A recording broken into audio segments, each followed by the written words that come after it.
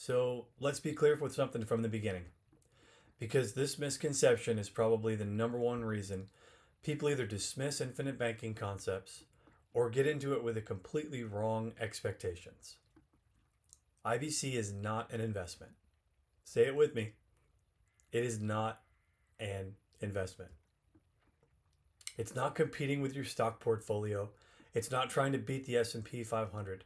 And if someone pitched it to you that way, they did you a disservice.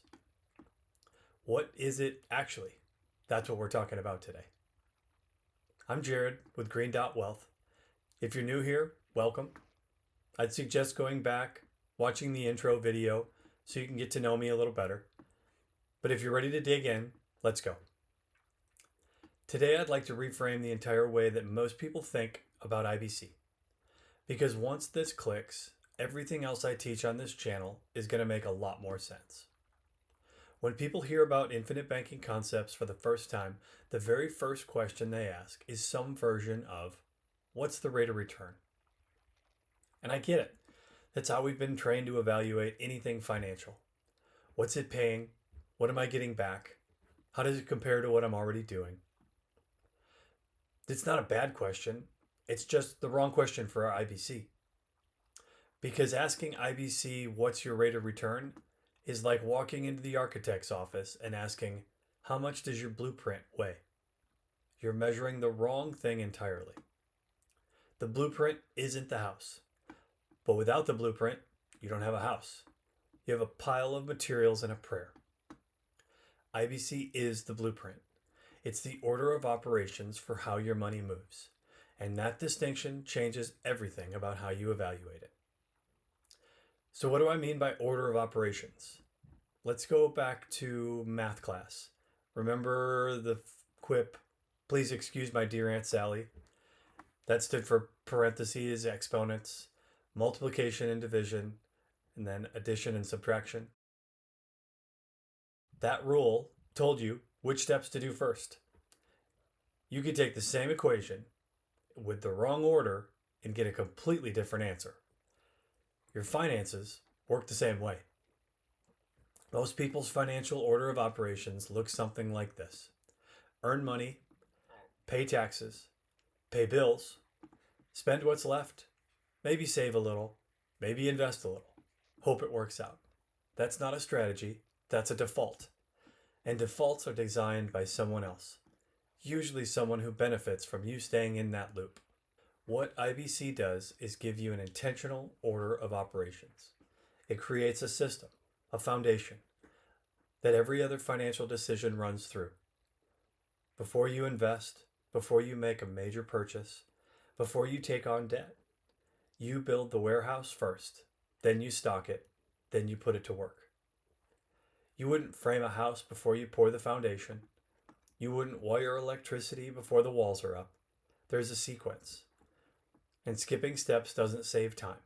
It creates problems you'll pay for later. Here's what I see constantly. Someone comes to me with a solid income, a 401k they've been maxing out, maybe some real estate, a brokerage account. On paper, they look like they're doing everything right. But when we start pulling back the layers, looking what they're actually keeping versus what's leaking out, the picture changes. They're paying interest on car loans while their investment accounts stayed untouched. They're parking cash in savings account, earning next to nothing while inflation quietly eats away at it.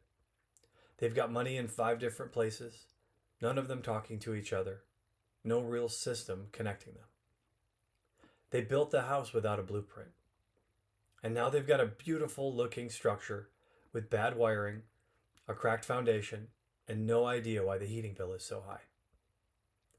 IBC doesn't fix that by adding another product to the pile. It fixes it by giving you a foundation, a place where your capital lives, grows, and moves from, before it goes anywhere else. When you have that foundation in place, other financial decisions get smarter, because now there's a system, there's an order. So if IBC isn't an investment, what is it exactly? It's a warehouse, a foundation, a place where your money lives between uses. The whole life policy at the center of IBC isn't there to make you rich on its own. It's there to give you a pool of capital that's liquid, accessible, and growing, so that when opportunity shows up, you're ready. When an emergency hits, you're not scrambling. And when you want to make an investment, you're doing it from a position of strength, not desperation. Think of it like this: the best builders don't just have materials, they have a workshop, a home base, a place everything flows through. IBC is your financial workshop. And once it's built, once the foundation is poured and the blueprints are in place, that's when the real wealth building begins. That's what the rest of this channel is about. And that's what I help families build every single day. If this reframe landed for you and you've been thinking about IBC as an investment and this shifted something, I want to keep that conversation going. My website's listed in the description. You can book a free 30-minute call. We'll look at your current financial picture, figure out what your blueprint actually needs to look like, and whether IBC makes sense in your foundation. No sales pitch, no pressure, just an honest conversation about your situation. If you're not ready for that yet, hit subscribe. Every week I'm breaking down the infinite banking concepts and the myths that keep hardworking families from building the wealth they actually deserve. I'm Jared with Green Dot Wealth. I'll see you next week.